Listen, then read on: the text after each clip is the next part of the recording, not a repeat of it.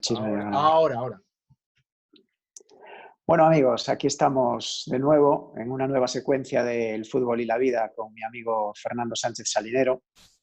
Cuando decidimos hacer este tipo de grabaciones para hablar sobre todo de aspectos que muchísima gente que hay por el mundo nos pueda ayudar, a todos los que los escuchamos, sacamos varios nombres a la palestra y uno de ellos es del chico que nos acompaña hoy. A mí personalmente quizás sea la charla que más ilusión me hace, o sea, con eso os digo todo. Y como tengo tantas ganas de escuchar a nuestro invitado, le cedo la palabra a Fernando para que lo presente él, que realmente tienen una relación más intensa y a partir de ahí ya tres amigos hablando con absoluta naturalidad, que como sabéis es absolutamente lo que pretendemos. Fernando, te dejo. Vale, pues la verdad es que a ver cómo presento a Javi, Javi es un amigo, uno de esos tíos que he conocido en este mundo de las conferencias y demás, de motivación, de crecimiento, de los que si lo tuviera que resumir con 3 palabras, yo creo que diría coherencia, nobleza y coraje. O sea, a mí ya me cayó bien desde el primer momento y nos empezamos a llevar bien y luego ya en todas las oportunidades que hemos tenido, pues la verdad es que siempre es una suerte. Voy a contar ahora brevemente su currículum. Es un currículum impresionante, es decir, al alcance de muy pocas personas. O sea, pocas personas pueden decir en la vida que han conseguido las cosas que ha conseguido Javi, pero sobre todo lo gran persona que es, que yo creo que es su gran patrimonio. Por eso, para el fútbol y la vida, además un aficionado al fútbol, ahora lo vamos a ver, ¿no? Un aficionado al fútbol de la leche, un conocedor intenso del fútbol. Yo ahí no tengo ni puta idea, o sea, que espero que entre Aníbal y él nos aborden alguna cosa más de fútbol. Pero lo voy a decir el currículum muy rápido de cosas que ha conseguido inverosímiles. Por ejemplo, es doctor honoris causa, cuidado, por el claustro doctoral iberoamericano, es diploma paralímpico en Londres 2012, es el tercer europeo en obtener el permiso oficial de conducir sin brazos, cuidado, que esto os lo podéis imaginar lo difícil que es premio zaragozano Zaragozano Ejemplar de 2012, es periodista titulado por la Universidad Autónoma de Barcelona desde 2001, es premio a los valores de deporte del Gobierno de Aragón, cuidado, se sacó el título de entrenador de fútbol, se tuvo que ir a Argentina, que a lo mejor también vendría bien que nos contaras por qué, ¿no? Qué curioso que te tengas que ir a Argentina para sacar el título y no lo puedas sacar en España. Es mención de honor 2017 de Randstad de Fundación por los Valores y tiene hasta el título de director deportivo de fútbol de la Federación Española de Fútbol. Bueno, como veis, impresionante, o sea, una cosa impresionante. No sé, yo ya te voy a lanzar la primera pregunta porque veo que tienes una vinculación con el fútbol. Ha jugado al fútbol hasta los 30 años, el tío. O sea, bueno, es que es una pasada. Y vamos a ver, Javi, ¿qué te ha dado el fútbol? ¿Qué te ha dado el fútbol? ¿Qué te ha dado el fútbol en toda tu vida? Porque tienes ahí tienes ahí con el fútbol algo. Tú tienes algo con el fútbol. ¿Qué te ha dado?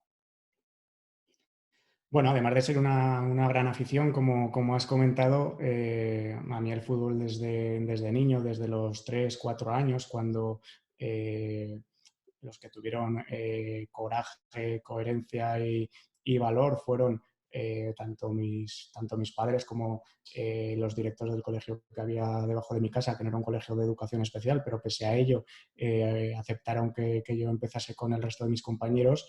Me permitió socializar con ellos, me permitió interaccionar, demostrarme, esos momentos en el patio, en el recreo, jugando con una pelota entre todos, imagino que fueron muy importantes para la formación y para la vida de todos, no mía, por supuesto, intuyo que de mis compañeros también, porque al final estuvimos musculando lo que luego de adulto es muy necesario, ¿no? Que es la de convivir con todas las realidades y no intentar escapar a los prejuicios de todas ellas. Por supuesto, hay de todo en todos los sitios, pero lo importante es conocernos para tener una opinión del otro, y a partir de ahí pues el fútbol me fue enganchando. Como tú comentas, pude jugar hasta los 30 años, que para mí debe ser como ganar un mundial o ganar una Champions, ¿no? Con un 90% de discapacidad, que es lo que a mí se me reconoció en su momento no tener, carecer de los dos brazos y tener una pierna más corta que otra, bueno, ser capaz de, durante 25 años largos, hasta mis 30, jugar con amigos o con el resto de personas que no tenían ninguna discapacidad, por supuesto a un nivel aficionado, pero bueno, a un cierto nivel, dadas las circunstancias, y dejarlo solo porque con 30 años, como comentas, me probé en el deporte paralímpico, quise ver qué nivel podía alcanzar para no terminar de hacerme mayor y quedarme con la duda. Y en el deporte paralímpico, que seguramente necesitaríamos algo más de docencia o de pedagogía al respecto, pero en el deporte paralímpico no hay todo para todos, es decir, depende de la discapacidad que tengas o de cuál sea tu realidad, puedes participar en un deporte o en otro. En la mía solo podía natación o atletismo, porque el fútbol por entonces era para personas invidentes, para personas con parálisis cerebral, y años más tarde se ha instaurado el fútbol para amputados, que se llama, pero bueno, bajo una reglamentación en la que yo tampoco hubiera podido jugar, porque son amputados de cintura para abajo, menos el portero, que el portero puede tener o el portero tiene un brazo. A quienes nos faltan los dos brazos, bueno, pues todavía no le han encontrado el encaje, ¿no? Pero a mí en todo caso eso ya me pillo bastante mayor, bastante retirado, porque la decisión de probarme en la natación y todo el sobreesfuerzo que me obligó el conseguir llegar, bueno, pues hizo que fuera inviable compaginarlo con el fútbol, y luego ya no volví, porque el fútbol, bueno, pues si estamos hablando de que con 6, 7 semanas, 8 semanas de confinamiento los profesionales van a tardar un mes largo en ponerse a tono, bueno, pues imagínate para un no profesional que además vive en un desequilibrio, ¿no? Que su organismo vive en un desequilibrio sin jugar 4 años. Hice algún intento y las sensaciones fueron totalmente las contrarias. Yo en el fútbol hice pie y pude competir o participar en alguna esquina, en algún punto del campo muy concreto, y sobre todo pensando más rápido que el resto, ¿no? Porque a físico obviamente me ganaban todos. Entonces yo cuando recibía el balón, antes de recibirlo, tenía que saber dónde estaban todos y lo que iba a hacer. Tenía que tener todas las luces encendidas. Bueno, cuando intenté volver 4 años después, tenía todas las luces apagadas. No sabía ni dónde estaba yo. Cuando me llegaba el balón, vivía en la oscuridad. Dije, bueno, pues hasta aquí hemos llegado, ¿no? He podido jugar 25 años, he disfrutado mucho. Eso me ha servido también, como bien comentas, tanto para desarrollar una carrera profesional como comentarista deportivo. Al principio he sido periodista deportivo en diarios, en el principal diario de mi ciudad, que es el Heraldo de Aragón, siempre especializado en la sección de deportes, luego en el diario AS en la delegación de Zaragoza, y en estos últimos años, desde que me dedico a dar conferencias, incluso antes con la natación, lo que he hecho ha sido comentar los partidos del Zaragoza en distintas radios. Empecé en Radio Marca a nivel nacional, el Zaragoza descendió, se acabó ese comentario, y ahora estoy comentando el Zaragoza desde hace un par de años en la cadena SER local, en Radio Zaragoza, y bueno, esperando que pueda ascender después de 7 temporadas y ver si en el carrusel deportivo a nivel nacional cuentan conmigo y me dan esa oportunidad. Y comento sin ser exfutbolista ni tener un pasado profesional en el deporte, sino con una formación periodística, seguramente porque yo tengo que interiorizar mucho el juego para poder jugar durante todos esos años, ¿no? Y esa interiorización, además, bueno, me ha despertado otras inquietudes como las que has comentado, como sacarme el título de entrenador de fútbol, que por mi realidad física fue más fácil en su momento hacerlo en Argentina que en España, y el director deportivo, ahí sí, en la Federación Española de Fútbol, en una promoción que la verdad es que me hizo mucha ilusión, porque conocía a muchos amigos, algunos desconocidos, pero otros muy conocidos, ¿no? Porque los había visto muchos años por televisión, como pudo ser el caso de Carles Puyol, del propio Schuster, de Alexis, que era el director deportivo del Betis y fue jugador durante muchos años del Betis. Bueno, hubo una promoción, la verdad es que muy inspiradora, muy chula, y bueno, esperando a ver dónde nos lleva el futuro, ¿no? Yo entiendo la vida siempre como un llavero, donde hay que intentar incorporar el mayor número de llaves posibles, y luego ya veremos el día a día las puertas que se ponen delante y las cerraduras que se pueden abrir, ¿no? Hostia, qué bueno. Oye, la metáfora es cojonuda, Caramba, ¿eh? La metáfora es ¿cómo? cojonuda. La Es la del metáfora otro del día, llavero es pero Ah, cojonuda. se sin me, duda, se me sin van duda. ocurriendo. Sin duda, Javi. Oye, yo escuchándote realmente ya sabía que esto iba a ser así, que me iba a emocionar, pero ojalá te den esa oportunidad en el momento en que el Zaragoza ascienda a Primera División, por una cuestión muy sencilla. Yo soy futbolero de toda la vida, también soy entrenador nacional. Mi nivel de fútbol llegó hasta la segunda B y de ahí no conseguí pasar, precisamente, probablemente, porque no tenía lo que tienes tú, que es ese pensar una décima de segundo antes que marca la diferencia en el fútbol. Entonces, a un tío que fue capaz, en las condiciones físicas que tú tenías, jugar con gente con otro tipo de condiciones físicas evidentemente muy superiores a las tuyas, es que tienes que tener una cosa clarísima, que es comprender el juego. Y a partir de ahí yo creo que los medios de comunicación necesitan gente que comprenda el juego. Por ahí va mi siguiente pregunta, entonces, aprovechando esto que me estás diciendo. Además que hoy casa muy bien, porque por desgracia nos dejó y acaba de fallecer Michael Robinson, que, que estaba, vamos, que a mí me enganchaba absolutamente en cada una de sus retransmisiones y sobre todo me enganchaba el tipo de periodismo deportivo que él hacía.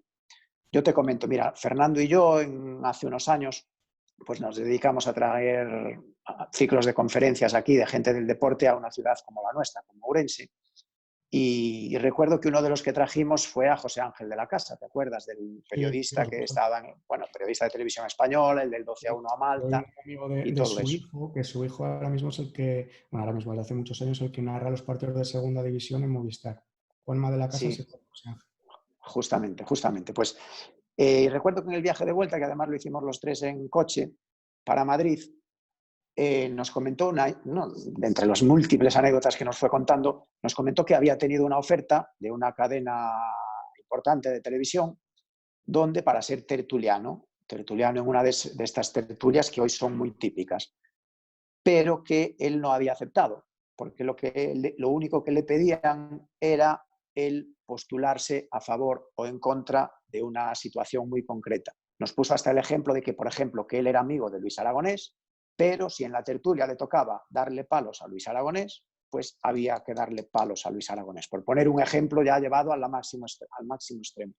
Entonces, aprovechando el fallecimiento de una gran persona como Michael Robinson, aprovechando ese comentario de José Ángel de la Casa, tú que te mueves en esos círculos de periodismo, ¿crees que hay algún brote verde? ¿Crees que tendrá en un futuro muy cercano cabida el periodismo de Michael Robinson, los informes Robinson por encima de las tertulias? Yo no voy a poner nombres de nadie porque no tiene ningún sentido, de las tertulias donde el forofismo prima por encima de otras cosas, o al final lo que va a seguir marcando son las audiencias y lo que necesite la sociedad va a importar poco. ¿Qué te parece?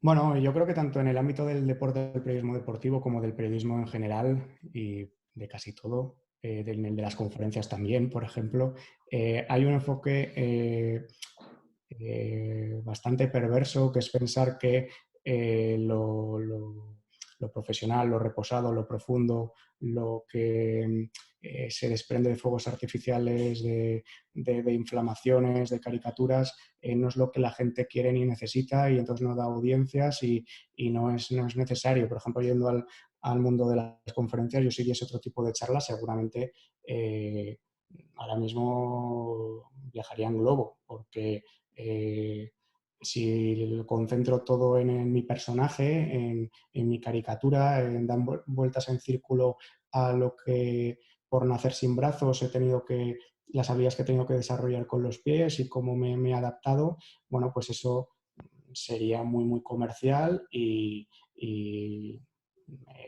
saldría habitualmente en la tele y se pelearían porque diese charlas en empresas y en grandes eventos. Yo esas cosas las sé, igual que sé cuál sería el atajo para ser un periodista de cierto vuelo, tal y como está el periodismo a día de hoy. Que no lo haga no quiere decir que no me haya leído las instrucciones y que no sepa cómo pasar pantallas en el juego, ¿no? Precisamente como me he leído las instrucciones y no estoy de acuerdo con ellas, bueno, pues yo lo único que quiero no es no es ser reconocido, sino es ser reconocible, ¿no? Lo que me comentaba Fernando en la presentación, es ser un tipo que a las pocas personas o muchas o medias que me conozcan, pasen los años y digan, bueno, este chico sigue siendo el mismo, no ha perdido la esencia. El periodismo deportivo es de hace muchos años y yo me dediqué a él a diario en exclusiva desde 2001 hasta 2007. Yo me desmarqué porque percibí que existía un poco esa deriva, darle la vuelta al calcetín y convertirnos exactamente en lo contrario de lo que deberíamos ser. El periodista nunca tiene que ser noticia. Y eh, se ha bifurcado, se ha derivado todo hacia un periodismo que prima al periodista, en el caso del periodismo deportivo, al periodista de bufanda, ¿no? Y, bueno, pues eso arrastra muchos seguidores de redes sociales y entonces genera mucha audiencia en los medios convencionales. Si tienes muchos seguidores en redes sociales, también te contratan más para los eventos de conferencias. Bueno, estamos un poco en esa tiranía, entonces es complicado salir de ella, pero yo creo que cuando propones calidad y cuando propones otro tipo de contenidos y de enfoque, la gente lo agradece y seguramente tendría muy buena respuesta, quizá mejor que la que estamos frecuentando ahora. ¿Qué ocurre? Que es más exigente, que es más difícil, que pensar cuesta y supone un esfuerzo y hay que parar y puede que lo hagas y no llegues a una buena reflexión y sientas que hayas perdido el tiempo, pero solo vamos a avanzar en los oficios y como sociedad desde dejar de correr para estar siempre en el mismo sitio y empezar a parar y a pensar por dónde queremos progresar. Y Robinson y José Ángel de la Casa, desde estilos diferentes y desde propuestas distintas, querían decir o significaban eso. Yo, en broma con amigos, muchas veces hemos comentado, tiene narices que el mejor periodista deportivo en España sea un inglés que juega de delantero centro en el Liverpool. Bueno, pues eso es lo que suponía Michael Robinson y lo que ha supuesto durante muchísimo tiempo, ¿no? Una persona sin formación periodística, sin formación pero con muchísimo oficio. Que el periodismo consiste en eso, el periodismo es oficio. Hay otras profesiones que sí que son muy, muy formativas, además de necesitar mucho oficio. Por ejemplo, no entres en un quirófano si no te has formado. Luego, conforme vayas operarás mejor, pero en el periodismo sobre todo lo que hay que tener es oficio y respeto por el mismo. La conversación derivaba diciendo, bueno, pues el segundo igual es un centrocampista que jugó en el Numancia en segunda B, Raúl Ruiz, por ejemplo, porque Tal cual. eran exfutbolistas que habían llegado al periodismo y lo habían hecho con una visión, una profundidad y una nobleza muy alejada de lo que es el periodismo mayoritario, el periodismo deportivo mayoritario a día de hoy. Y con José Ángel de la Casa, que yo tengo su voz y sus narraciones muy, muy, muy interiorizadas y muy incorporadas, especialmente hasta que cumplí los 18 o 20 años. Pero se van a cumplir 25 años el día 10 de mayo de la Recopa que le ganó el Zaragoza al Arsenal con el gol de Najim. Sí. Yo desde hace, ya te digo, un par de años he vuelto al periodismo deportivo comentando los partidos del Zaragoza en la SER local y en mi cuenta de Twitter lo que hago es escribir las crónicas de los partidos 2 o 3 horas después de que hayan terminado como un hilo, ¿no? Como un hilo de Twitter. Y este año está teniendo, empecé esta temporada, está teniendo mucha aceptación.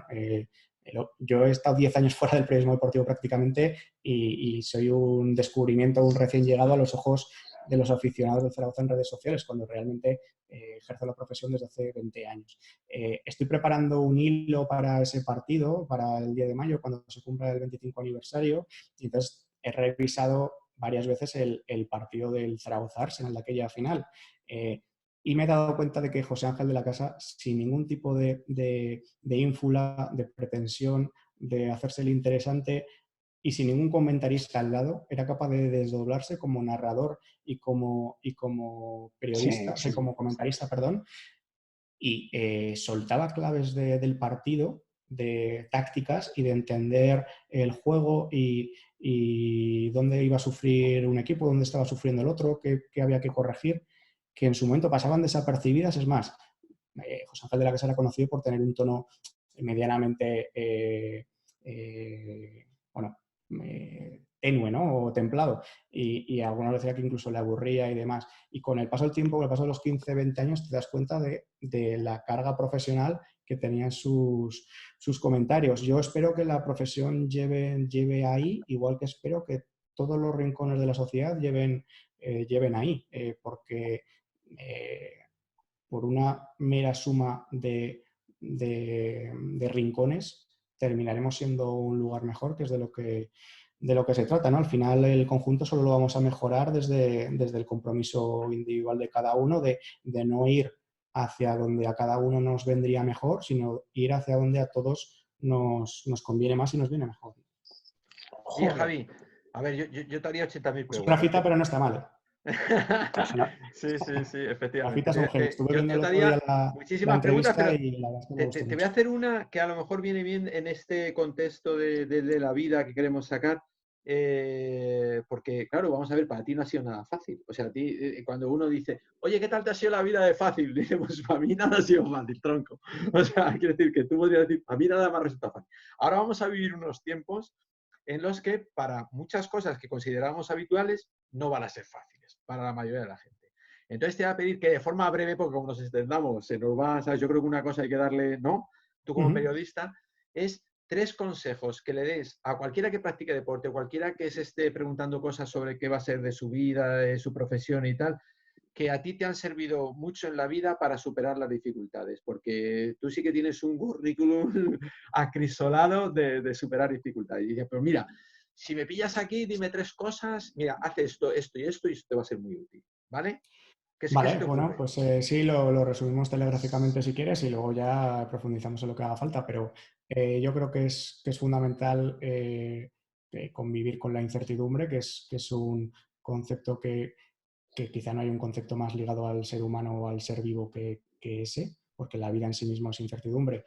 Y paradójicamente es de los estados que más nos incomodan, porque tenemos la ilusión de pensar o de creer que tenemos algo asegurado cuando realmente nunca lo está.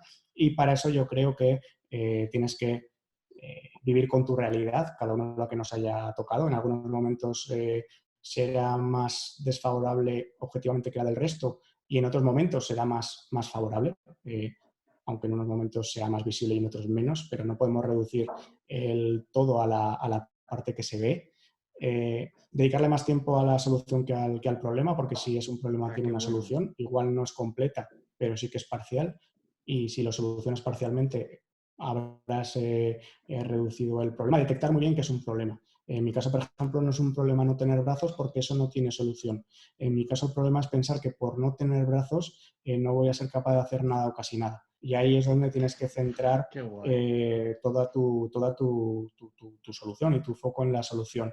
Y el centrarte en lo que tienes y no en lo que te falte, que puede ser mucho, puede parecer poco, puede resultar intermedio, pero tú harás, depende de hacia dónde quieras seguir avanzando en ese cruce de caminos, tú harás que lo que tengas finalmente sea más o menos. Muchas veces nunca todo va a depender de ti, pero siempre depende todo de ti más de lo que crees, ¿no?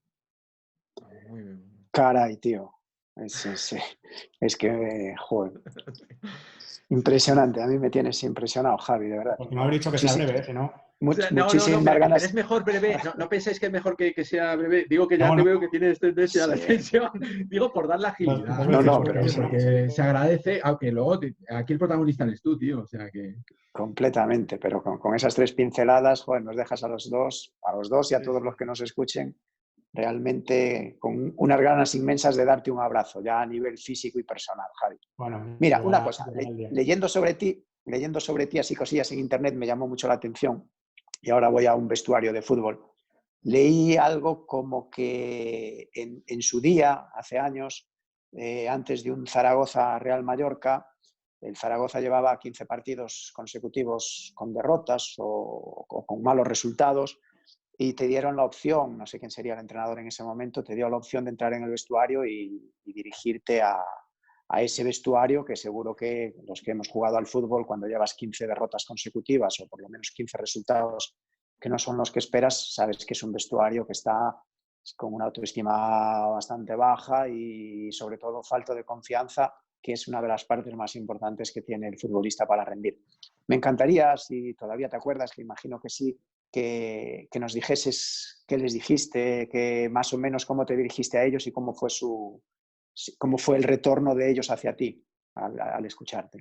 Sí, a ver, fue Manolo Jiménez en ese momento el entrenador y quien dio la autorización y el beneplácito para dar la charla, ¿no? Yo en ese sentido tengo dos experiencias, son absolutamente excepcionales porque la charla se mueve en otros circuitos, en otros círculos y creo que desde 2013 he dado unas 200, bueno, pues un 1% ha sido en vestuarios de primera división antes de un partido.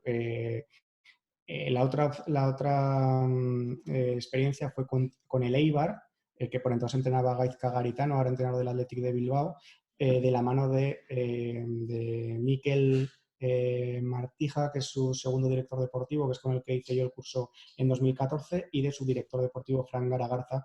Era el año en el que el Eibar había subido a primera división, había completado una muy buena primera vuelta, parecía que estaba virtualmente salvado en enero, y a partir de enero bueno, entró en Barrena y sumó 10 o 11 derrotas seguidas, creo recordar, no lo sé, estoy hablando de probablemente de 2015, de hace mucho, mucho tiempo. Y en el caso del Zaragoza fue apenas un año antes, creo, o no sé si 2, por ahí, que también, esta fue en abril, antes de un partido, como bien dices, contra el Mallorca, y no sé, llevaba una docena de partidos sin ganar. No puedo hablar con mucho detalle, pero recuerdo que era eso. La del Zaragoza fue la mañana del partido, que se juega por la noche en el hotel de concentración. La del Eibar fue después del calentamiento previo al partido de activación en el propio vestuario. Entonces la del Zaragoza fue un poco más larga, dentro de que siempre es una adaptación, y la del Eibar fue más corta, más intensa, porque no había muchos minutos para hablar. En ambos casos, la charla que yo comparto desde hace tanto tiempo, la de los pies a la cabeza, lo que intenta es, después de resolver al principio todas las dudas que puedan agolparse en la mente del asistente de cómo un tipo sin brazos es capaz de adaptarse a un mundo que está diseñado para tenerlos, es viajar de inmediato a la cabeza de cada asistente, a la mente de cada uno, para que los mensajes que yo comparta no pienses que me pertenecen a mí exclusivamente por el hecho de tener la realidad que tengo, sino que, pese a tener la realidad que tengo, los mensajes que te comparto te apelan a ti también y tú te puedes identificar con ellos. Entonces es una charla en la que estás permanentemente, o intento que estés permanentemente, mirándote a tu propio espejo y buscando dentro de ti las soluciones y las respuestas que muchas veces intentamos encontrar fuera, ¿no? Y ahí lo que hice fue eso, recuperarlos como, o intenté, vamos, recuperarlos como activo. Al final, no hay nada más despojado de la fe en uno mismo que un futbolista que lleva 3 meses sin ganar, porque está en un escaparate permanente, y es un escaparate en el que todo el mundo cuando le ve le silba, le vuelve la cara, le increpa o lo que haga falta. Y eso, a nivel de confianza en uno mismo, imagino que te tiene que deteriorar mucho. Bueno, yo lo que intenté hacerles ver que ellos habían llegado a un lugar donde la inmensa mayoría de la población, de la sociedad, querría estar. Es decir, hay pocos cuellos de botella más estrictos y más exigentes, y tú, Aníbal, lo sabrás mejor que nosotros dos, que el llegar al fútbol profesional. Entonces, tú, si has llegado ahí, intervienen muchísimos factores, pero si has llegado ahí es porque tienes un componente de valía que no puedes olvidarte de él. Y a partir de ahí, el permitirte convivir con el error, con que no te salga todo bien, ni mucho menos a la primera, porque socialmente lo hacemos muy mal. Socialmente miramos peor a quien lo intenta y no lo consigue, miramos mejor al que no lo intenta por si acaso no lo consigue que al que no lo consigue pero lo ha intentado. Entonces, durante muchas fases del partido, casi es mejor no sé si el término es permitible, ¿no? Es válido. Casi es mejor esconderte y que la falle el compañero, porque si a mí no me dan el balón no la puedo fallar. Y solo desde atreverte, desde dar el paso adelante, desde querer la pelota, desde saber que siendo parte de un posible error, has sido parte de un posible acierto, una posible solución, vas a conseguir salir de la situación en la que estás. Y se dio la casualidad, se dio la circunstancia de que ambos equipos rompieron su mala dinámica y su mala racha. En las entrevistas que se me hicieron después, en la de Eibar creo que no trascendió, en la de Zaragoza sí que lo hizo porque Manolo Jiménez lo comentó en rueda de prensa. Bueno, yo estoy seguro de que no se ganó por la charla. Se ganó por lo que habían entrado durante la semana, por cómo habían competido en ese partido y por múltiples factores que sobrepasan absolutamente a ese rato de conversación. Pero sí que tuve la sensación de que, porque había visto los partidos anteriores de ambos equipos, de que individualmente cada jugador, cada futbolista se atrevía a más cosas durante el partido. Y la vida consiste en eso, en ser valientes. No nos han educado a ello. Es más, buena parte de la herencia cultural de nuestra sociedad es más temerosa que valiente. Se asocia muchas veces la valentía a una cierta irresponsabilidad y no hay mayor irresponsabilidad que no ser valiente, ¿no? Porque entonces no estás ofreciendo ni a ti ni a los demás lo que podría ser tu mejor versión si lo intentaras. Perfecto. Sí, señor. Oye, una Casa cosa, muy Javi. mucho, perdona un segundito. Ah, sí, Solo no, un segundito, anima. Fer. Es que casa muy mucho con una frase cuando estuve buceando, como te digo, un poco en tu personalidad y cómo eres. Remarqué una frase por encima de todas porque me llegó al corazón y creo que es lo que debería pensar toda la gente que nos rodea. Decías algo así como que búscate siempre un desafío exigente porque tienes una victoria segura, porque aunque no consigas el objetivo tangible que pretendías, seguro que te obliga a mejorar. Me parece una frase genial. Sí, bueno, muchas veces creemos y tiene un punto cierto de que la discapacidad es un factor limitante. Otra cosa sería, y si queréis hablamos otro día en otro contexto y en otro entorno, de qué es realmente la discapacidad. Pero bueno, aceptando la versión establecida, la discapacidad es un factor limitante y es cierto.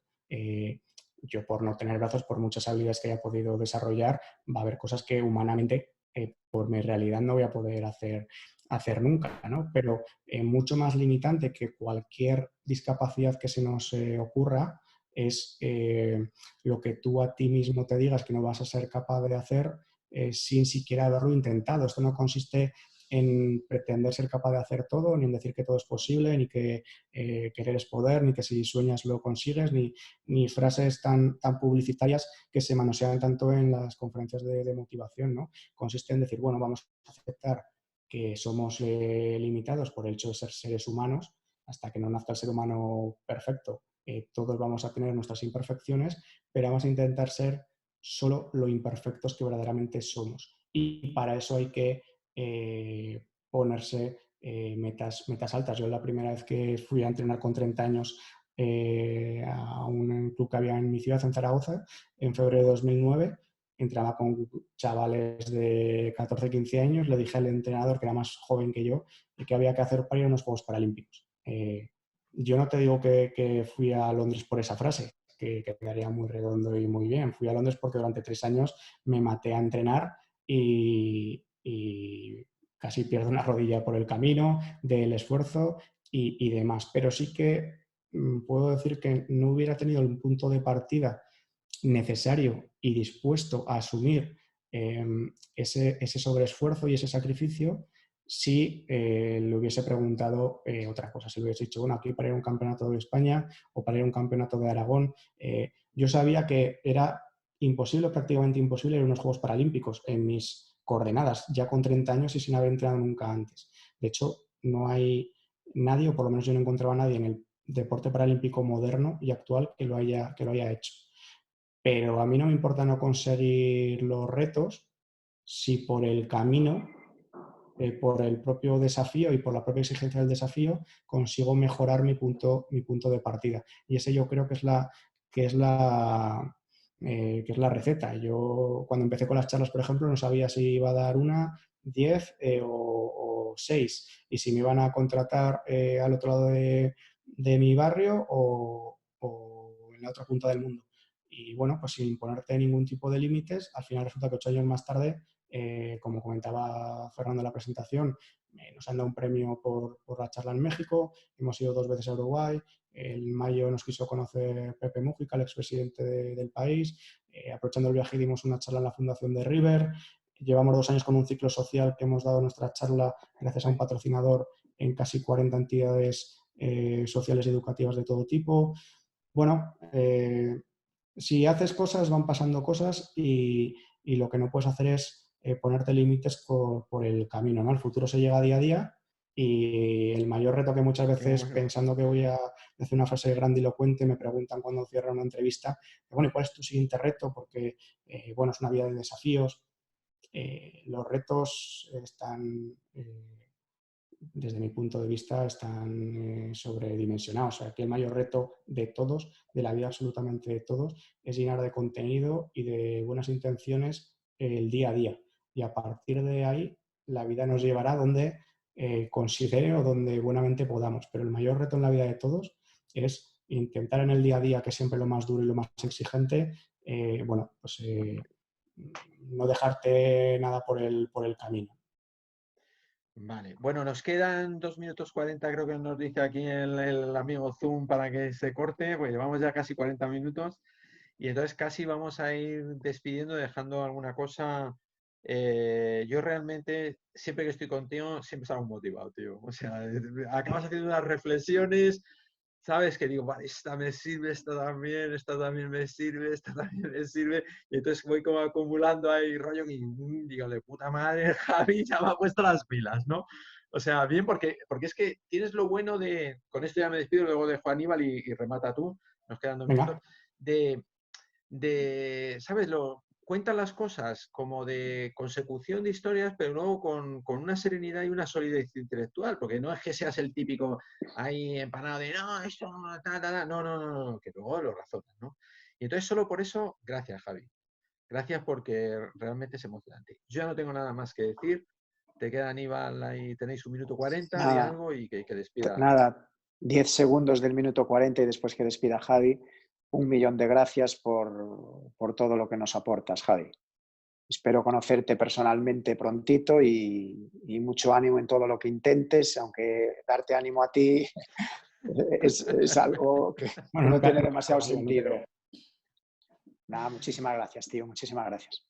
Bueno, muchas gracias a vosotros por pensar en mí cuando, bueno, no he aparecido en ninguna edición de cromos de Panini nunca y la gente cuando haya abierto el vídeo habrá dicho, este tío donde jugó, ¿no? Que no me suena su cara. Muchas gracias por la iniciativa. Yo creo que le viene bien a la sociedad y al propio fútbol el que trascienda de su realidad más ociosa, que desde luego está bien, pero que podamos aportar o compartir los valores que yo creo que tiene para la formación y la convivencia de todos. Y bueno, mucho ánimo, cuidaros mucho, vamos a aguantar lo que pueda quedar y lo que pueda venir y contad conmigo para lo que sigáis considerando y necesitando. Estoy deseando iros a visitar a Orense y formar parte de esos eventos que de vez en cuando organicéis. Muchas gracias y un abrazo grande. Bueno, pues espero que les sea útil a todo el mundo y nada, hasta la siguiente. ¿Vale? Voy aquí a dejar de grabar.